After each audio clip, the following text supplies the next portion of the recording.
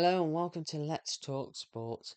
I'm back and I'm here to bring you a review of match day 6 of the WSL season, and it's going to be, it was a dramatic ride once again in the over the course of the weekend, and I'm going to give you a quick lowdown of what happened in the matches. Starting off with Chelsea 1, Tottenham Hotspur 0. Yeah, Chelsea once again dominating another London derby, and Keira Walsh's time on the score sheet with a long-range drive into the bottom corner of the net. Walshy continuing her good performances for club and country over the last 18 months, and Chelsea dominating the game once more. 27 shots compared to Tottenham's 10. Only 4 on target though, which is interesting to Tottenham's too. 67% possession. It was all Chelsea. 533 passes as well. Chelsea dominating the WSL like they seem to always do, and um, you know, look on course again for what could be another title in the bag. I know it's only a point. I know it's only a point ahead of second place, who I'll get onto later on in the video, but. Yeah, when they keep on grinding out results and winning football matches, then it's a massive, massive problem for the other teams. So yeah, that's a bit of a concern there for the rest of the WSL. Aston Villa 0, Leicester City 0. Not much to say on this one really, apart from it being a bit of a ball draw really. I know Villa largely dominated with 17 shots compared to Leicester's 6, but none of them are really that troublesome for the Leicester City goalkeeper, Leipzig. So, yeah, don't really know what to say on that one apart from 0-0. Moving on. London City Lionesses 1, West Ham United 0. Yeah, and talking of goalkeepers, they're saying about them not being troubled. Well, West Ham United goalkeeper Slesmik had an absolute horror show on Sunday as she gifted Aslani a simple goal, and the London City Lionesses another 3 points in the WSL and another 1-0 win. West Ham just seem to be the only team that's worse than Liverpool at the moment, and that pains me to say as a Liverpool fan. Yeah, not great from the Hammers. They are staring relegation in the face, or relegation playoffs, should say, in the face after a couple of seasons battling it out down the bottom half, where they finished in the bottom three the last, I think it's 2 seasons off the top of my head, and they look set to be doing so again. I think it's man, West Ham are in real trouble, and it's not ideal for the Hammers. Everton 1, Manchester United 4. Yeah, Everton playing at Bramley Moor for the first time, or should I say the Hill Dickinson Stadium for the first time, the women's team, and they had an ideal start with Honoko Hayashi scoring just after the quarter-hour mark. Everyone, in jovial mood in the blue half of Merseyside, but yeah, Manchester United hitting back in the second half with 4 goals. Melvin Mellard scoring the goal for Manchester United, equalising goal after maybe it could have been better goalkeeping from the Everton goalkeeper Ramsey, but you know, Mallard's on hand to score yet again for Manchester United. Uh, before a Degawa own goal when she was trying to prevent Mallard from scoring a second, put the visitors in front before Jess Parker, former Evertonian player who left Manchester City to join Manchester United during the summer, bagged herself a brace of brilliant strikes, to be fair to her, to take the points back to Manchester and compound misery on Merseyside for Everton, who only have the one win this season against their city rivals Liverpool, who have not been in great form themselves. Um, it's a worrying times for Everton. I'm not going to lie.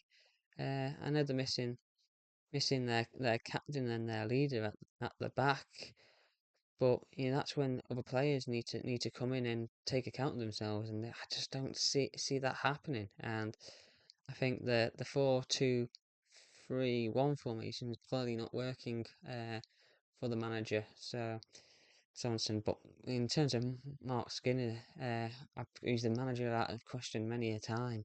His methods, his tactics, and maybe his attitude at times. But he just keeps on grinding out results. And Manchester United have been on the up and improving. They had a great result in Europe in the week as well. And maybe I was wrong. Maybe it's time to hold my hands up and say, Mark Skinner, I owe you an apology because you've worked wonders and your squad rotation's working quite well as well. Um, your substitutes played dividends yesterday as well. So yeah, I think you know, like I said, Everton missed Meg Finnegan at the back, the captain, but I think Manchester United and Mark Skinner are working wonders, and they are right in the mix for this title. And it'd be interesting to see, you know, just a couple of points behind Chelsea, whether they can close that gap even further and push on, which is what a lot of people might be hoping for from a Manchester United persuasion or a neutral perspective. Arsenal 1, Brighton and Hove Albion nil. Yeah, all the slaggers won't be very happy me talking through this one, but Olivia Smith thought she'd got another goal in a Gunners shirt, but it's gone down as an own goal as her effort took a massive deflection in a cagey 1-0 win for the Gunners. At least it stopped the rot from it stopped the rot of results for Arsenal where they weren't getting wins on the board. And Daphne van Donselaar had a fantastic performance for herself yesterday as well. Pulling off some great saves to keep the scoreline at 1-0. Arsenal haven't started as well this season as they had had finished the previous campaign, but I think it's just working a few things out. There's been a few changes in the lineup and personnel changes at the squad, so I think it's just figuring out what they want. And I think with injuries to the captain Leah Williamson, much like Everton missing their captain Meg Finnegan, I think it's problems there that will impact Arsenal going forward this season. And I think once they get those players back, I think it will be key. I think big shout out to Kira Cooney Cross who had a massive impact coming on. She's an absolute wonderful talent in the WSL and in world football, to be honest. And a tenacity on and off the ball is a joy to see. And she's a player that I massively admire.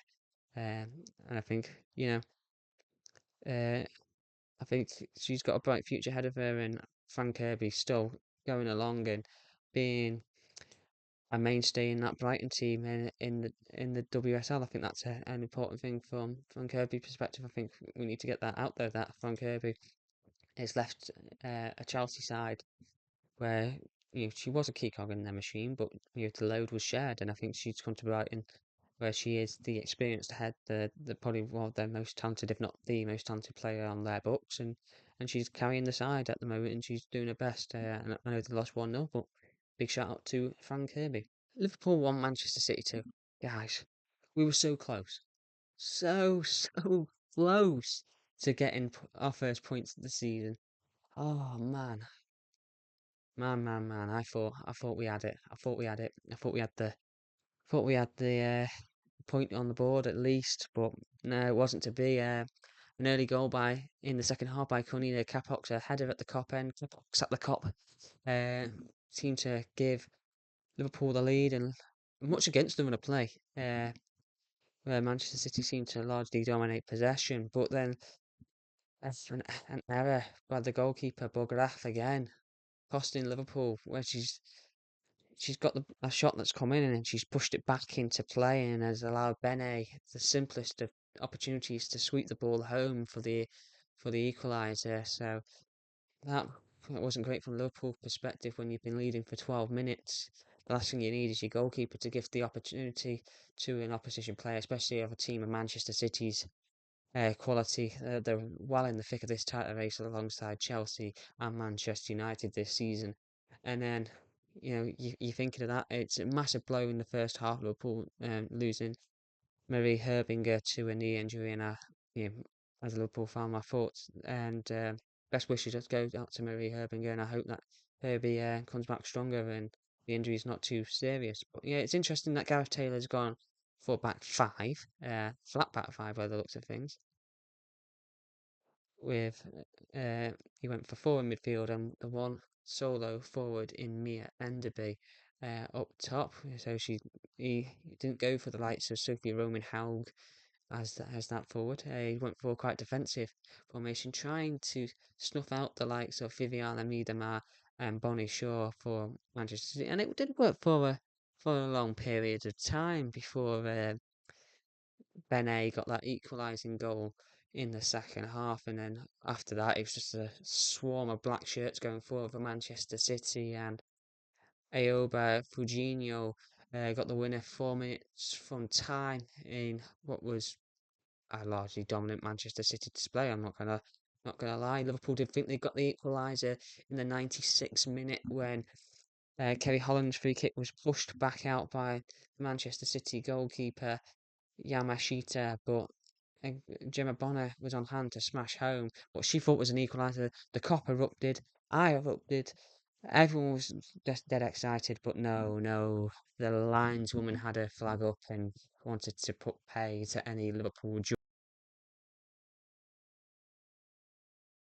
Unfortunate. It's unfortunate. It was offside. I'm not gonna lie. I'm not gonna have a complete go at the lino for doing their job correctly. The free kick's coming in. She's in offside position when it's pushed back out and sweeps it away. It's one of those things. But the worrying thing for Liverpool is they only had 2 shots all game yesterday. And that is worrying. Yes, both were on target, but you're looking at the likes of Manchester City with 13 shots and 8 on target, and City dominating possession. It's a really worrying time for Liverpool, and Gareth Taylor and it's very concerning when rumours are circulating that a large amount of that Olivia Smith money from the summer was spent getting Gareth Taylor off gardening leave for Manchester City and in the dugout, and when things aren't working, it makes question marks spin even more. Then, you know, bit of a worry for Red fans. Then it was joy for Manchester on Merseyside at the weekend. Unfortunately, from a Merseyside perspective, in terms of those fixtures in the WSL. So that leaves the table where Chelsea are top with 16 points, Manchester City second, 15 points, Manchester United third, 14 points, with Tottenham dropping down to fourth with 12 points. Bottom end of the table sees West Ham bottom with no points, with Liverpool second bottom with 0 points as well, but a goal difference of -18 versus West Ham's -15. So very worrying times for those two clubs in the bottom two, but an exciting period for the top three, as it's going to be a massive battle in the race for the WSL title this season. That's my review of WSL Matchday 6. Don't forget to like the video, comment below, subscribe to Let's Talk Sport for more sporting content. Thanks for watching. I've been Joe, and we'll see you all on the channel very soon.